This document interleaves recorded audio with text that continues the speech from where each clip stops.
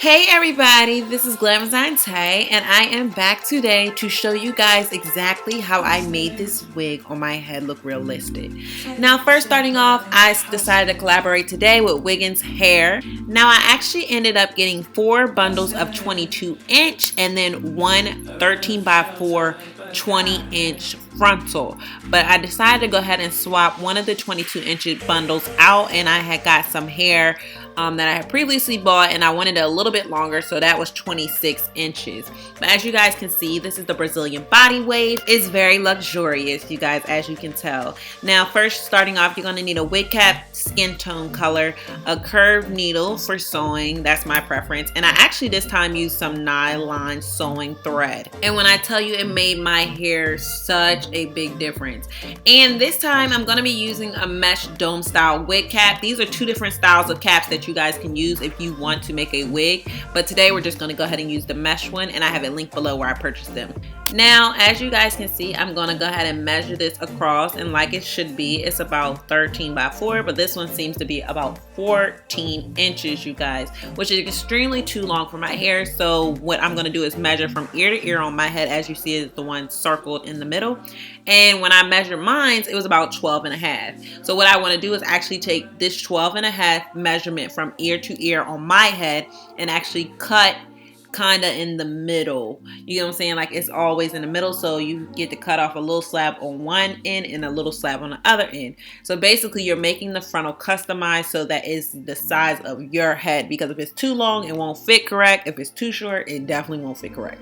Now here is my frontal that's pre-customized by clipping the ends, and it is wet. Now as you guys can tell, with it being wet, it's way easier to work with, and I'm actually now going to go ahead and start with some little safety pin push pins and push them into my mannequin. Now back to what I was saying is, with it being wet, it makes it way easier for me to just braid it and keep all the baby hairs out the way. When you notice that when hair is dry, it's more lightweight and flowy, so me wetting it up just helps a lot, and it also helps with plucking the hair as well, but you can see it's kind of pre-dried now. So you guys, this is like one of my favorite but I hate parts is plucking the frontal. Now you have to pluck your frontal if you want it to look natural. This is what helps with the baby hairs. This helps everything fall in place and look good. It can take up to like 2 hours if you're taking your time, and that's normally what I do, is try to take my time. Now here's the mesh cap. You guys can see it's really stretchy, so I'm just gonna go ahead and put that onto the mannequin. Now with me putting this on the mannequin, I'm getting a good fit for it, and I'm gonna be honest, when I used to have hair on my head, I used to have put like shopping bags inside of the dome cap so it would stretch it out a little bit more, but since I have a really short cut, it doesn't really affect me. I can kind of make my wig on this mannequin now. But if you have more hair, you actually need to put something in there to make it more fulfilled, like it's an actual head size, if you understand. Now with me sewing this is basically just regular sewing method. As you guys see, I pretty much put the needle through it and then I put it through the loop. Now with me doing that, it kind of builds that little line above it. Now I feel like this is the most secure way, and also I used to do the flip over method, but now since I make wigs, I just kind of clip it because I want it to be flat. Now when I'm sewing at the bottom of the wig, I actually do the flip over method. But when I get to the top, I actually start cutting the tracks. And if you're not familiar, the flip over method is when you don't cut any tracks, you kind of just flip them and then, you know, just sew it. But when I get to the top, I want it to be flat as possible. And then this is about as close as to the frontal I'm going to get, which is pretty much okay with me. I feel like that's pretty close, you know. And then I just kind of secure it, knot it off, and then everything is Gucci. Now next, after doing this, I'm going to go ahead and look at the frontal. You guys know I plucked it. My wig is pretty much made. I want to see what everything's looking like, and it does look okay, but I feel like I want it to be plucked a little bit more.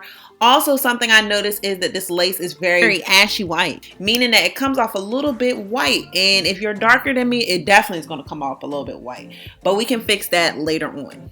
Now I'm actually going to go ahead and cut off the cap now, and when I cut off the cap, you got to be very careful so that when you put it on your head, everything is a little snagged and you don't cut none of the strings that you just sat here and took all your time to freaking make this wig. Like honestly, that's the worst part, and I've done it before, and let me tell you, it sucks. So when making these kind of wigs, I always like to have a little bit more of security within the wig, so it does actually fit on my head pretty snug, but I want it to be a little bit more snug. Like I just want the most snugness I can feel. Okay, I don't even think that's a word. But now with this one, we're actually going to use the circumference. Now you guys see, we're not going to use it against the front like we did earlier. We're actually going to use it towards the back of the measurement. So not where it's scribbled out, but the actual back part. And then after we do that, we're basically going to go ahead and after we measure it, we're going to take about 2 or 3 inches off of that and cut your elastic band.